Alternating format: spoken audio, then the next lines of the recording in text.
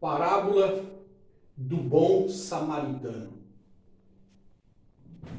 Jesus, no livro de Lucas, capítulo 10, versículo do 25 ao 37, Jesus proferiu ali a parábola do bom samaritano. Vamos ler.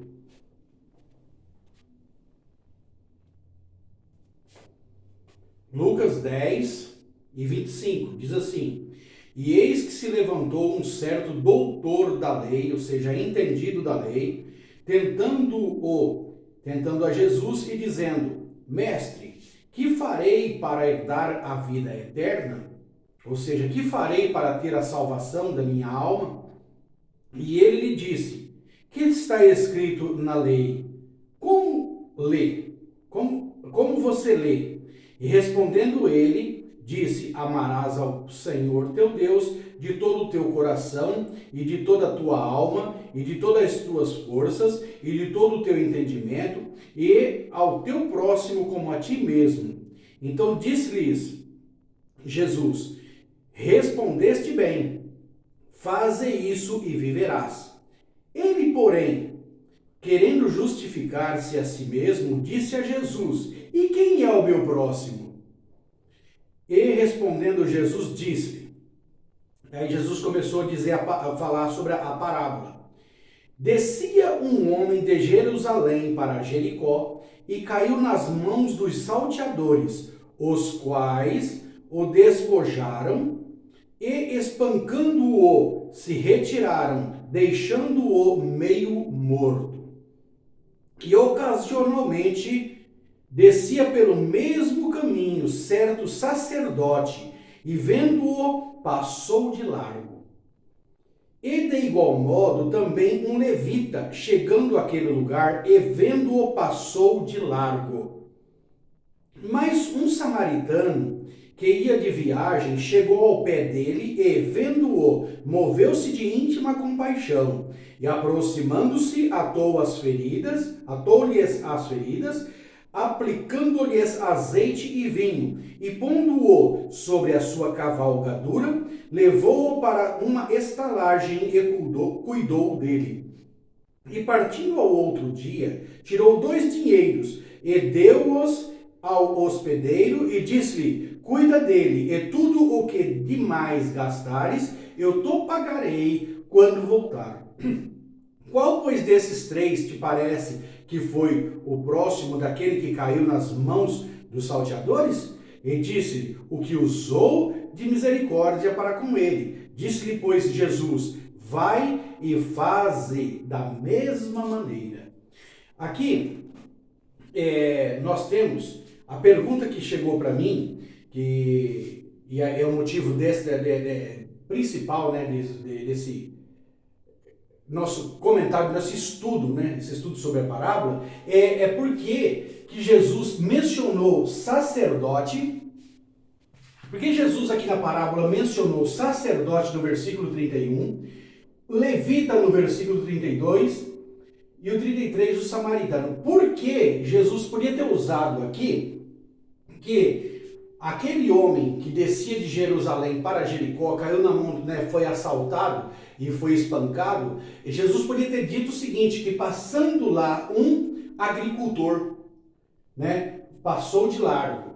Passando lá um pescador, já que Pedro, os discípulos, boa parte deles eram pescadores, tinha a profissão de pescador, Jesus podia falar, passando lá um pescador, né, como a segunda personagem. Tá? Mas por que Jesus podia ter usado, ou melhor, já que se tratando de um homem que estava lá doente, né, estava lá ferido, Jesus podia falar, e passando por lá um médico e um enfermeiro, né? Jesus podia ter usado isso aqui. Por que Jesus escolheu? Porque na palavra de Deus tudo tem sentido. Na Bíblia Sagrada tudo tem seu sentido. Uma vírgula, já que uma vírgula, né, um J, um tio, está escrito na Bíblia que não se passa, né, tudo vai se cumprir, então tudo tem sua explicação, tudo tem o seu significado. Tá? Então por que Jesus disse sacerdote e levita? E também samaritano? Por quê? Vamos ver. Quem era o sacerdote? Tá? O sacerdote, ou melhor, vamos pegar pelo levita. Quem eram os levitas? Os levitas quando Deus, há mais ou menos 2000 anos antes de Cristo, encontrou com Abraão e disse a Abraão: Abraão, conta as estrelas do céu, se é que as pode contar. E então, quando viu que era impossível, Deus disse para ele: assim vai ser a sua descendência, ou seja, assim vai ser os filhos de teus filhos, né? E então, porque ali em Abraão se iniciou aquela promessa em Abraão, e Abraão teve Isaac como filho, Isaac teve a Jacó, que no caso passou a ser, era neto de Abraão, e Jacó teve 12 filhos. Desses 12 filhos que Jacó teve, em cada um desses filhos se constituiu uma tribo para cada filho. E Levi, o filho Levi, era o terceiro filho de Jacó. Então, era bisneto de Abraão, onde Deus tinha dado a promessa de fazer uma grande nação, e essa nação é Israel. Esse Israel que nós temos hoje, até hoje no mundo aí, é esse Israel. É o Israel de Deus, tá? Então, o terceiro filho, de Jacó com a sua esposa por nome Leia, se tornou então uma tribo. Os 12 filhos de Jacó foram 12 tribos de Israel, tá? E o terceiro, o levita, eles ao chegar em Canaã, né? Eles tiveram ali, passaram pelo Mar Vermelho, depois do cativeiro do Egito, passaram no Mar Vermelho, passaram no deserto e entraram em Canaã, a terra prometida. Quando eles foram ter as suas terras, suas posses, suas partes de terra, somente 11 tribos teve fazendas, né? Teve parte de terra, teve posse de terra. Dos levitas não tiveram. Eles não tiveram terra, isso foi ordem de Deus. Por que eles não tiveram terra? Que era para eles não se ocuparem na roça, né, na época de plantio, aproveitar as chuvas, essas coisas. Então eles iam para a roça e deixavam de lado as exigências de Deus em relação à religião, ao judaísmo, né? Todo tipo de exigência de Deus sobre os sacrifícios, né? Tudo, enfim. Então eles não tinham terra. Eles não plantavam, não tinham terra. E vivia de quê? Vivia dos dízimos das outras 11 tribos, contribuía o dízimo para que os levitas sobrevivessem. Então, para que não faltasse as cerimônias, não atrasar as cerimônias, porque as cerimônias de Deus tinha a data certa, a Páscoa, as festas das luas, Pentecostes, tudo isso aí tinha as datas e não podia atrasar, né? Tinha a data correta, porque batia com as luas, né? Então, os levitas não tiveram, tá? Não tiveram. Eles eram, então, responsáveis pelas cerimônias, ou seja, era responsável como se fosse hoje pela religião. Então, eram como se fosse hoje a igreja. Ministérios, né? Ministério da Assembleia de Deus, Ministério da Quadrangular, Ministério da Igreja Cristã do Brasil, Igreja isso, aquilo outro, né? E não só católica, tá? Estou falando aqui de todos os que creem em Cristo e seguem a Cristo, assim como a Igreja Católica também pertence ao cristianismo. Então, os levitas naquela época, eles eram responsáveis pelos rituais religiosos, né? Os rituais e sacrifícios que Deus exigia do povo de Israel. Então, os levitas eram a religião, responsáveis pela religião, tá? E o sacerdote? O sacerdote nasceu em Arão, irmão de Moisés, o primeiro sacerdote. Tá? E dali para cá, né, até Jesus, o sacerdote, ele não podia ser das outras 11 tribos, não podia. Ele tinha que ser da tribo dos levitas. O sacerdote era como se fosse o padre, pastor, ancião, apóstolo, bispo, que tem hoje, né? Hoje em dia, todos esses títulos aí, era o sacerdote. Então eles vieram, né? O sacerdote eram homens que vieram da tribo dos levitas. Então o sacerdote não podia vir de outra tribo, nem de Judá, nem de Manassés, José, nem outra tribo, não podia. né? Porque tinha que vir dos levitas. Então aqui era a igreja, aqui era a religião e aqui era o chefe religioso, tá? Então o que Jesus quis dizer ali, ele disse, né? É só que falta nós, pelo Espírito de Deus, interpretar a parábola. A parábola se interpreta, então interpreta a palavra, que ali Jesus disse que passou o chefe religioso, né? Passou ali o chefe, né? O padre, o pastor, o ancião, todos os que têm essa função, né? Dada pela religião, passou lá, olhou o homem caído e foi embora. Não tomaram providência nenhuma. E da mesma forma, no versículo 32, diz que passou o levita. O que era o levita? Era da tribo responsável pelos rituais religiosos. Então era quem? Era a igreja, tá? Era a religião que passou lá, tá? Passou por aquele homem e ninguém fez nada, nem o chefe religioso, nem a religião fez nada por aquele homem caído. Mas os samaritanos sim. Quem era o samaritano? Das 12 tribos de Israel, houve nos filhos de Salomão, do rei Salomão, se dividiu 2 tribos para um lado, que era o reino do sul, e 10 para o reino do norte.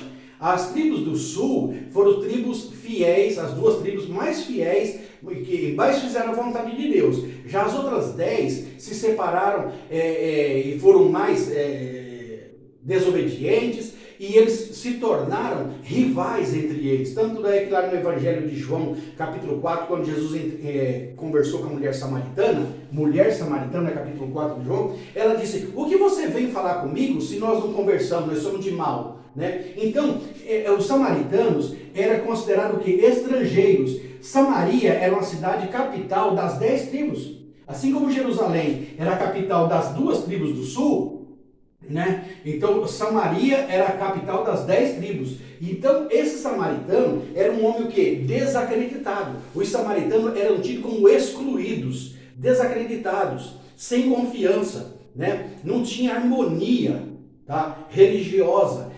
Com os samaritanos. Por quê? Eram desacreditados, eu já disse. Então, esse samaritano aqui, quem é? Vamos lá no livro de Isaías e quantos outros lugares mais na Bíblia. Quem é o homem? Quem foi o homem que veio nesse mundo e sofreu grandes formas de ser desacreditado? Jesus Cristo. Jesus Cristo foi desacreditado. Jesus Cristo que foi excluído. Jesus Cristo foi posto pro lado de fora de Jerusalém um monte de vezes, entendeu? Foi tocado, não foi aceito. Tanto é que não foi aceito que foi um julgamento, foi feito um julgamento injusto e foi condenado à morte de cruz. Tá? Por quê? Era um homem que eles não acreditavam. E o povo de Israel, até hoje, grande parte dos judeus não acredita que Jesus é o Filho de Deus. Tá? Então mataram e eles continuam o mesmo pensamento de que não estão errados, que eles fizeram certo, que Jesus era um homem que se dizia ser filho de Deus, mas não era.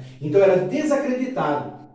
Então ali foi o homem desacreditado, o samaritano, o considerado estrangeiro, né? O considerado inimigo, que era Jesus Cristo, que envolveu-se de íntima compaixão daquele homem e tirou, né, atou as feridas, limpou, passou óleo e colocou no seu cavalo, né, na cavalgadura, levou para uma estalagem. No outro dia, tirou 2 dinheiros, pagou aqueles 2 dinheiros para ali e disse: se gastar mais alguma coisa, quando eu voltar, eu pagarei, eu vou pagar para você. Né? Ali deixou ele como uma enfermaria, né? Aquele homem. Então, aqui é o que nós encontramos que Jesus explicou aqui. É só nós pegarmos, através do Espírito Santo de Deus, a parábola, que nós vamos ver que ali passou então quem? Passou o homem responsável pela religião, o chefe religioso, passou a religião, tá? E quem socorreu foi o desacreditado, tá? Então, isso tudo para você e eu, Jesus nos mostrou que a religião não salva. Chefe religioso não salva. A salvação é Cristo. Não podemos tirar o foco um micron, né? Ou um milésimo. Micron é 1 centímetro dividido em 1000, me parece, 1 milímetro dividido em 1000. Então não podemos tirar nada do foco, é Cristo, é Jesus, é Deus. E acabou, tá? Não devemos tirar o foco para qualquer outra coisa. Seja ela até associando ali a própria religião, né? Não podemos tirar o foco, é Cristo. E acabou, é Jesus. Nada pode substituir. Nada pode substituir a Deus nem a Cristo. Nem a tua igreja, nem o teu templo, nem a tua religião. Nada pode substituir a Deus. E acabou, tá? Por quê? Na hora da verdade, na hora da necessidade, na hora da prova, nós vemos que passa de largo. Passa de largo. O chefe religioso passa, bem como a religião, passa de largo. Não toma providência. Vamos por um exemplo. Judas traiu a Cristo por 30 moedas de prata. E quando ele viu que Jesus foi julgado, passou no sinédrio e tal, foi julgado, que Jesus ia ser morto mesmo, já estava pronto para Jesus ser morto, ele então arrependeu-se. E o que ele fez? Ele pegou aquelas 30 moedas de prata, está escrito lá em Mateus 27, do 3 ao 5, melhor, é isso, do 3 ao 5, 27, logo no comecinho, e você pode, eu coloquei aqui mais do 3 ao 5, mas tem mais versículos ali para você entender melhor toda a história do que eu vou falar agora. E ele pegou, Judas foi e falou com o sacerdote. Está onde? Em Lucas 23 e 34. Mateus 23, do 3 ao 5. Que ele falou com o sacerdote. Chegou lá no sacerdote, sacerdote. Ele foi no chefe religioso, tá? Ele foi no padre, tá? Ele foi no chefe religioso. Chegou e falou, olha, eu pequei, eu traí sangue inocente, eu traí um homem inocente, e agora eu vejo que estou arrependido, o que eu faço? Aí está escrito lá, vamos ver, vai. Vamos ver o que está escrito, porque é uma coisa muito importante, e muitas vezes a gente não fica somente falando em palavras, pode haver alguma dúvida, né? Ou a gente deixa partes para trás. 27 de Mateus, 3 ao 5. E disse então Judas o que o traíra. Vendo que Jesus fora condenado, trouxe arrependido as 30 moedas de prata aos príncipes dos sacerdotes e anciãos, dizendo, pequei traindo sangue inocente. Eles, porém, os anciões disseram, que nos importa? Isso é contigo. Tá? Então, aqui o que eu quero que vocês entendam, e ele atirando para o templo as moedas de prata, retirou-se e foi se enforcar.